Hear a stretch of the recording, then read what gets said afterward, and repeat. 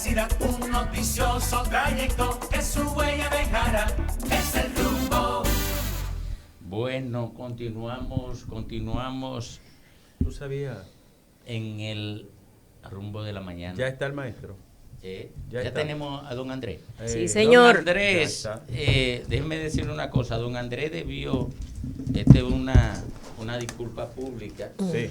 debió intervenir ayer y por un error mío en la dinámica del programa me olvidé y le pido excusa a Andrés, que es nuestro compañero, que a lo mejor no lo perdona porque no quiere. Tuviste otro error también. ¿Cuál fue? Que se te olvidó llamar a Euclides. No, Euclides no teníamos por qué llamarlo. Acuérdate que estamos llamando. Estamos llamando. Él es noble, pregúntale a él mismo. No, si estamos Euclides... llamando. Yo ahorita te lo dije, fuera del aire. Estamos llamando a personas o que fueron testigos o que son estudiosos del proceso de transición de la dictadura a la democracia. Y Euclides fue trujillista. Andrés, Euclides no fue trujillista. Eres noble y ecléctico. Y muy trujillista. No solo fue, sino muy Tú no eres noble trujillista. nada. Tú no eres Lo noble. ha reiterado. Oye, Es verdad. Lo ha reiterado. Además, su concepción patrimonial del Estado, la idea que él ejerció en la práctica política, evidencia un acercamiento más a la tradición autoritaria de este país que a las posibilidades de organización democrática de la nación. No hay ninguna duda. Es así. Andrés, ¿cómo tú que eres un estudioso y yo he tenido el privilegio de escucharte haciendo profundos relatos y análisis sobre la democracia que viven los dominicanos, sobre la construcción de ese modelo y su origen, ¿cómo valora el doctor Andrés L. Mateo el acontecimiento mediante el cual se elimina a 3 activistas políticas contraria a la dictadura y propulsora de un modelo democrático en República Dominicana, en esa República Dominicana que nada más había conocido la desintegración, el desorden y la opresión? ¿Cómo valora ese acto bestial en que se hacen desaparecer a esas 3 mujeres porque tenían ideas diferentes? Bueno, todos sabemos lo que significó el trujillismo. Nosotros hemos tenido frecuentemente en determinados escenarios de la historia una presencia despótica preponderante. La tradición autoritaria en la República Dominicana es innegable. No hay por qué hacer un análisis exhaustivo de las distintas etapas de la historia dominicana, de las 4 repúblicas conformadas a partir de las vicisitudes históricas de levantar el Estado-Nación, porque a la vista está lo que ha imperado en la República Dominicana es el autoritarismo.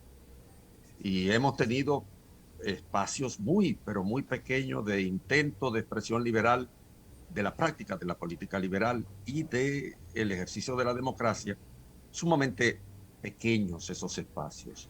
Casi en la totalidad de los años de la vida republicana, se puede decir que no hemos tenido ni 2 décadas continuas de ejercicio democrático verdadero, sino de autoritarismo o de tipos de gobiernos que enmascaran el control del aparato del Estado, que son autoritarios, pero que pueden permitir ciertos niveles de interactuación con lo que se llaman las instituciones democráticas. Por ejemplo, los 12 años de Balaguer era un gobierno autoritario, pero había partidos políticos, había prensa libre, había sindicatos, había movilizaciones sociales, y había una cierta actuación, de los organismos colegiados, como por ejemplo el Senado, la Cámara de Diputados. Balaguer se preocupó siempre, y lo vimos en la coyuntura del año 78, por manejar el Senado, porque el Senado era el que nombraba a los jueces y en consecuencia te daba de carambola el dominio del Poder Judicial. Por eso fue todas las escaramuzas del 78 para entregar el poder, pero quedarse con el Senado, lo que se conoció como el gacetazo, en el que el doctor Micho Castillo tuvo un altísimo papel. Todo ese proceso histórico se puede decir que con el trujillismo era la culminación, el nivel más alto de la expresión del autoritarismo histórico en la República Dominicana. Y el crimen de las Mirabal, además de Rufino de la Cruz, era la manera ya desesperada en una coyuntura internacional que le era desfavorable al poder absoluto de Trujillo, era la manera desesperada de preservar los poderes que el autoritarismo extremo expresado en el trujillismo en sus 31 años de gobierno mantenían sobre la nación. Ya ese fue un acto barbárico de desesperación. Pero en el martirologio tiene cosas que son engrandecedoras. Yo aquí, por ejemplo, en París, me he sentido muy, pero muy orgulloso de ver en Naciones Unidas, aquí en el cónclave, en los distintos cónclaves que hemos estado trabajando en estos meses aquí en la UNESCO, a países remotos, a países muy pocos nombrados, digamos, en la prensa, a países nombrados en la prensa, a los países europeos, a países de América, invocar como un referente epónimo el nombre de las hermanas Mirabal. Porque ese martirologio, para mucha gente que cree que los martirologios en la historia no tienen ningún sentido ni dan resultados, ese martirologio, además de que sirvió en la República Dominicana para impulsar el espacio de libertad que hemos conquistado después de 1961, sirvió al mundo como un aliciente y como un acicate, como un estímulo, como un bastón para empinarse y favorecer y fortalecer la lucha contra la violencia contra la mujer. En consecuencia, el martirologio de las Mirabal trascendió las fronteras dominicanas. El mundo entero ayer celebró este acto, el mundo entero. Yo vi aquí en UNESCO fílmicas de prácticamente una parte importante del mundo, celebrando el evento que significó, el epónimo que significa, epónimo es lo que le daba el nombre a algo después, el epónimo hecho que significa el martirologio de las hermanas Mirabal.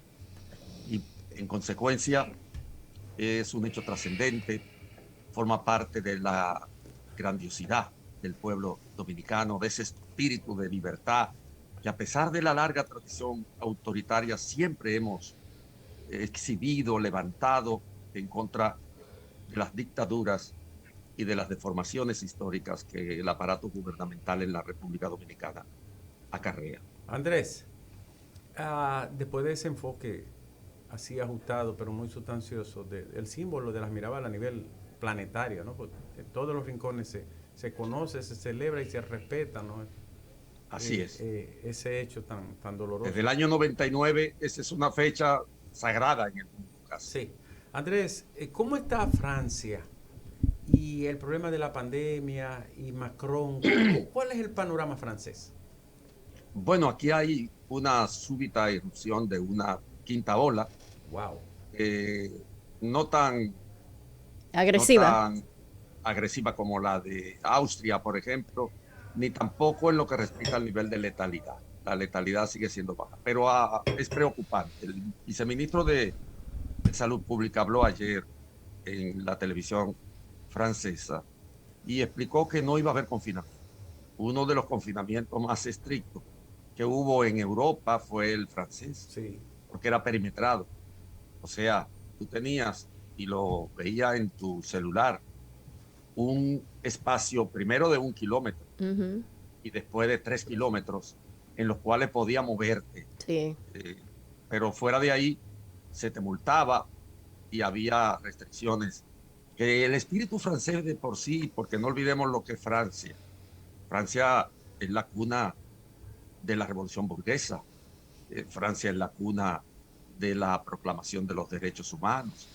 Francia es la cuna del pensamiento más progresista de la historia de la humanidad. El pensamiento progresista francés, no solo en lo que respecta a la constitución de los poderes que conocemos en el mundo occidental, los trabajos de Montesquieu, de Diderot, el contrato social de Rousseau, una enorme cantidad que no voy a citar ahora, de pensadores que formaron la base de lo que es el gobierno, la forma de gobernar en el mundo occidental, en la cultura occidental. Y por lo tanto el tema de las restricciones es un tema muy sensible al francés. Cuando tú le planteas al francés que no puede ir a su terraza, a estar sus conversaciones y tomarse su café o su trago o su cerveza o su vino y deleitarse simple y llanamente bajo el sol o en los parques, bajo la naturaleza, para el francés eso tiene mucho, pero mucho sentido, mucho peso el tema de del confinamiento obligatorio. Y bueno, ayer, como hubo ya confinamiento en Austria, por ejemplo, y se temía que iba una ola a hundir, particularmente en el mundo europeo, de confinamientos de nuevo por la quinta ola, Francia ha establecido que no va a haber confinamiento y que han intensificado el nivel de vacunación que les falta. Francia está en el 81, casi en el 82% de la población vacunada, pero aún así ha tenido una quinta ola que es preocupante porque el nivel de infección que hubo ayer de contagios obligó al viceministro a hablar. Pero no hay confinamiento. La gente aquí, yo tengo 3 vacunas, por ejemplo, Pfizer. Excelente. Por mi edad, o sea, ya yo voy por 3. Y yo estoy dispuesto a ponerme la 4ª y hasta la 5ª. Y la 6ª, 7ª y 8ª. Señor embajador, qué bueno tenerte aquí, Andrés. Un abrazo. Andrés, Gracias. hablemos de UNESCO, precisamente porque UNESCO está haciendo un punto de atracción en lo que constituye la valoración para los dominicanos, tomando en cuenta que por primera vez estamos frente a por lo menos 4 comisiones, ¿no? Cuéntanos qué está pasando con la presencia de República Dominicana en la UNESCO, que además está muy ocupada con asuntos de inteligencia artificial y otras cosas. Sí. Bueno, nosotros aquí estamos trabajando fuerte en lo que respecta al código de ética sobre la inteligencia artificial. Salió ayer jueves. Así es. La normativa mundial que fue discutida durante 2 años. La gente piensa, yo tengo 1 año y pico aquí en París, y desde que llegué estoy involucrado en el tema de la discusión sobre la normativa de la inteligencia artificial. Y todos los especialistas de área que tienen que ver con ciencia aquí, que son muy variados, la UNESCO es una verdadera factoría de ideas, todos estuvieron involucrados en este documento que ya hoy día el punto de partida de una posibilidad de normatizar, de darle niveles de normatización a la inteligencia artificial, que es muy útil, que forma parte de lo que en el mundo moderno ya, en el mundo postmoderno, más bien, de lo que en el mundo postmoderno se puede considerar como parte de la vida cotidiana, sacar el celular, los algoritmos, cómo se va, por ejemplo, a un sitio guiado por una estructura algorítmica a partir de la cual tú localizas cualquier sitio, cómo se puede viajar estando sentado en una silla a partir de algoritmos que pueden reproducir en tiempo y en espacio la realidad de una determinada esfera geográfica a la que tú vas o en la que tú te desenvuelves. Todo lo que significa hoy día las posibilidades que la cotidianidad asume como lo que proporciona para facilitar la vida la inteligencia artificial, tiene también un costado negativo. Y bueno, eso no voy a hablar de ello. Aquí se han discutido en presencia de las grandes... Bueno, hay un autor, Andrés, que creo que era el director del Instituto de Neurociencia, Michel Desmuguet, que tiene una crítica demoledora a la enseñanza y a la educación que depende puramente de lo Aquí virtual. estuvieron, se analizaron sus ideas aquí también. Se analizaron. Sí, por supuesto, y del mundo entero. Wow. No solo las que tienen que ver con alguna esfera de investigación correspondiente a la exclusividad de un país, como por ejemplo el desarrollo que tiene Francia en el estudio del cerebro, Sí. o las consideraciones que tienen un grupo de científicos que son especialistas en estudio del cerebro en los Estados Unidos y que son punteros. No, todas, porque el tema es un tema tan compenetrado con la vida cotidiana que la gente lo padece, pero no, y ni siquiera lo siente. La manipulación que se te puede hacer a partir de lo que tú marca como predilección en un celular, lo que tú ves, las ofertas que te pueden hacer y condicionar lo que tú crees que es espontáneo. Por ejemplo, que te guste algo y tú dices, ¿y por qué me gusta esto? Pero cuando tú vienes a ver, ha sido todo un proceso de acondicionamiento a partir de la manipulación que la inteligencia artificial puede producir negativamente en el orden social. Es una normativa y como normativa tendrá algunas variaciones cuando se generalice como instrumento legal o que ayude a conformar instrumentos legales para el control de la inteligencia artificial. Pero es una reflexión válida porque la humanidad ya está ante esa realidad y no hay un instrumento que la descodifique. 2 años de discusión, 2 años de control y de contradicciones con el aparato científico del mundo. Aquí en UNESCO, el aparato científico del mundo, se puede decir con toda propiedad sí, porque fueron vertidas en estas observaciones para la redacción final prácticamente la totalidad de las opiniones que en términos de inteligencia artificial andan por el... Andrés, 2 cosas finalmente de mi parte.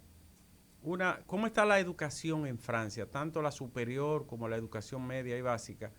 ¿Qué ha pasado? He visto mucha crítica y he leído muchos asuntos de refundar algunas áreas, Claro. qué es lo que está pasando en Francia con la educación, qué experiencia tenemos. Y lo otro es que si tú sigues escribiendo, me dijeron que estaba escribiendo allá, que viene por ahí otro libro. Yo no tengo mucho tiempo para escribir, pero lo hago. Acelera porque Euclides viene con uno por ahí.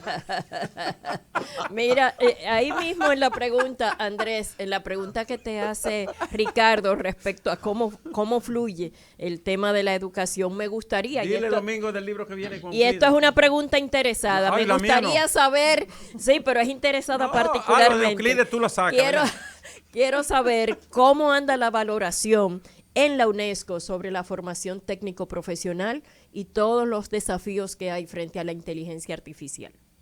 Bueno, la UNESCO es quizás la institución que más ha impulsado en la coyuntura actual la educación técnica, no como respuesta a los sistemas formales, a los sistemas establecidos, sino como complemento de un tipo de educación que viabilice una práctica productiva, particularmente en países subdesarrollados, en países con determinados niveles de desarrollo. Este tipo de educación que conjuga los dos, la educación formal y la educación técnica, es una salida bastante expedita para el desarrollo, para impulsar el desarrollo. Pero en lo que respecta a la pregunta de Ricardo Nieves,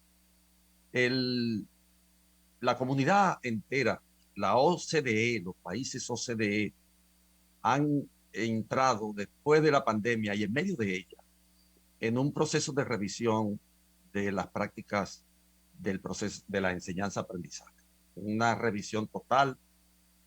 Por ejemplo, España y Francia acaban de producir documentos solo sobre la enseñanza de la lengua que implican una transformación casi de un 100% de los procesos metodológicos a partir de los cuales se va a enseñar la lengua materna.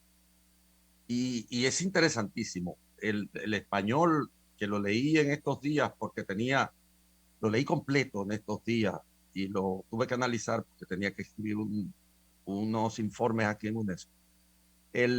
La propuesta española es sumamente creativa y está fundada en todo lo que la experiencia del estudio del cerebro ha producido en los últimos 20 años.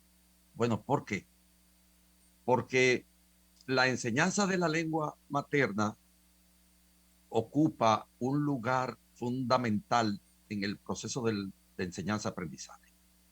Muchas veces lo he dicho en nuestras conversaciones antes, en los programas en los cuales nosotros compartíamos. Yo siempre hablé de que la lengua era ese instrumento en el cual los saberes se empinan para producir un contacto con disciplinas muy diversas y generar el conocimiento. Vale decir, la lengua es un instrumento para estudiar muchas otras disciplinas, pero la lengua es al mismo tiempo ella un objeto de estudio. O sea, la lengua es un sistema de signos que es preexistente al sujeto individual, al que lo habla, a mí, a Andrés L. Mateo, a Ricardo Nieves, a Domingo Páez, a José Tavera, a todo el mundo, a todos ustedes. Es preexistente. O sea, antes de nosotros nacer, esa lengua se codifica como sistema, existe como sistema. Y yo me introduzco y nazco en una lengua, a veces mucho más que en un país. Como decía Busoño, se nace más en una lengua que en un país, que verdaderamente nacemos en una lengua, no en un país, porque el nacer en un país es un accidente geográfico. La lengua no, la lengua es sistémica y está vinculada a los núcleos neuronales que conforman todo proceso de construcción nociológica, es decir, todo proceso del saber. Todo el saber humano va a parar a la lengua como significante. Todo el saber humano va a la lengua. Las palabras que describen el alunizaje, los nuevos términos derivados de la cibernética, los nuevos términos derivados de la inteligencia artificial, todo se cifra en la lengua como un sistema nociológico. Y en consecuencia, enseñar la lengua es una aventura de extraordinaria importancia para un sistema educativo. Los franceses, antes lo habían hecho los ingleses con aquella teoría de escribir sobre el currículum, pero ahora los franceses y los españoles están aprovechando los conocimientos nuevos de la neurolingüística para poner de cabeza el sistema particular de enseñanza de la lengua de cada uno de estos países, de la lengua materna. Es cierto que antes existían procedimientos, los que han estudiado pedagogía conocen a Piaget, han trabajado a Vygotsky, conocen a María Montessori, hablan de las formas de propuesta pedagógica del mundo americano con Aníbal Ponce y con muchos más. Pero hoy todos estos pensadores y pedagogos, en el caso, por ejemplo, de Piaget, los pedagogos siempre hablan de Piaget como si fuera un pedagogo. Piaget nunca fue un pedagogo, Piaget fue un noceólogo, o sea, era un doctor en nociología, en teoría del conocimiento, pero que tenía preocupaciones fundamentales y prácticas respecto de cómo se producía el conocimiento en los niños, a partir de qué mecanismos los niños iban construyendo un discurso del saber. Y eso hoy día es fundamento de lo que se puede plantear a partir de los descubrimientos de la neurolingüística, pero no es lo que en realidad debe primar. La neurolingüística dice otra cosa. Pongamos un caso concreto que atañe, por cierto, a la República Dominicana, el proceso de alfabetización. ¿Cómo hacer la alfabetización de un niño? Una alfabetización en la que haya un orden alfabético, enseñando alfabéticamente, o por el método de alfabetización universal. La lingüística anterior, las observaciones de Piaget, llevaron a la hegemonía del método llamado global, del método global de alfabetización.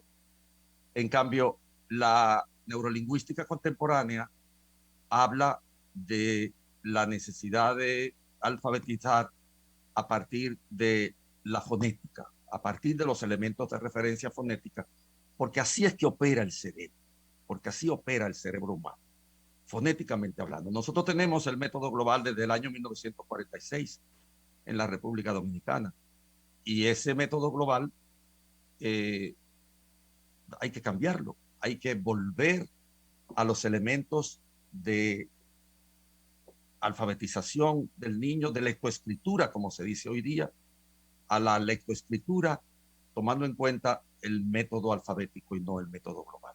Un dato, solo uno, puedo decir 8, 10, provenientes de la neurolingüística, que no es subjetivo, como en el caso de las observaciones de Vygotsky o del propio Piaget, que eran observación participante, pero que tenían una base científica porque es lo que era noceólogo, pero que en algún momento también nosotros tendremos que plantearnos en la República Dominicana procesos de transformación de la práctica de la enseñanza, como se lo han planteado hoy día todos los países OCDE. Miren, mañana, el día 30, sale el informe YES. El informe YES es el informe sobre el estado de la educación de los países latinoamericanos. El YES es el laboratorio de estudio de educación de los sistemas educativos del mundo que tiene las Naciones Unidas. Y se va a publicar el informe YES. Yo conozco una parte, pero puedo decir que probablemente el sistema dominicano vuelva a ser cuestionado en el informe YES que va a salir el día 30. Y hay que fortalecer la oferta educativa en la República Dominicana. Nosotros tenemos que incorporarnos como país. Estamos ayudando, tratando de ayudar desde aquí, desde la UNESCO, al sistema educativo. Estamos trabajando con la robótica. Hicimos un curso con profesores y se mandaron 100 y pico de robots para hacer robótica, y tenemos 4 fotocopiadoras 3D allá en República Dominicana y 156 laboratorios de microciencia que se consiguieron aquí en la UNESCO y se mandaron para allá. Ahora irán, a partir de enero, los profesores que van a adiestrar a los profesores en microciencia para tratar de llenar la banda extendida con robótica y con microciencia, porque otro camino que hay que asumir como imperativo en la transformación de la educación es justamente el de colocar la ciencia desde el principio del sistema educativo, acercar al pensamiento científico a los niños, que no es nada que uno lo trae por los cabellos, claro, o que se lo está imaginando o que lo sueña, sino que no es más que colocarlo ir más allá de la evidencia, más allá del dato sensible, y enseñarlo a tratar de establecer desde niño la relación de causa a efecto de todo fenómeno que observa o estudia. Eso se trata. Andrés, gracias, muchísimas gracias. Mira, Andrés, el público del Rumbo todavía no se acostumbra a que tú no estás, y se resisten a aceptar que tú no estás en la planilla de nosotros. Aunque hay una esperanza, ¿no? No hay ninguna esperanza, mire. ¿Cómo que no? No, ya yo sé por dónde tú vienes, mire. No, Andrés, pero no te rías. No, oye. No, porque tú no eres insustituible. Oye, mira. Tú eres sustituible. Yo voy también a salir. Oye. ¿Es que tú vas a salir? Tú sabes que tú tienes el café con Nieves. Sí. Bueno, yo me estoy preparando para tirar el Borisoñando con Andrés. Yo se lo dije ya. Lo anuncié. Y muy pronto, ¿tú sabes qué? El escocés con Euclides. Andrés, gracias. Nosotros necesitamos. Gracias a ustedes, un abrazo. Oye, aunque tú intervengas, Patricia, aunque sea igual para ti, amor, una vez al mes, aunque sea, porque mira. Ustedes tienen ahora ahí a Jovin. ¿Está Jovin ahí? Sí. Saludos, Andrés. Lo que pasa es que yo cuando tú estás hablando, yo anoto y cojo cátedra. Ese muchacho es como hijo mío, tengan mucho cuidado. Oye, Ricardo lo quiere sacar. Mira, no parece, Andrés. Echándome sombra. Oye, Ricardo lo quiere sacar, Andrés. le está haciendo la vida Oye, imposible. Domingo es una inquina lo que me ha traído. Oye, Que fue a propósito. oye, Andrés, tú sabes que yo nunca pierdo la paciencia ni la compostura. Yo tengo que hacer un voto aquí de tolerancia. oye, Andrés. Oh, pero este malvado viene. Andrés, tú sabes que yo lo presento como el propietario de la palabra iluminada. Y eso le molesta a Ricardo, me lo protesta en el aire. Recibí una llamada de Euclides en estos días que iba escuchándonos. Y Euclides iba camino camino al club. No. Sí, iba al club, camino al club. Andrés, le quitaron el club, ¿tú sabías? Oye, eso no debe tener loco. Rumbo de la mañana.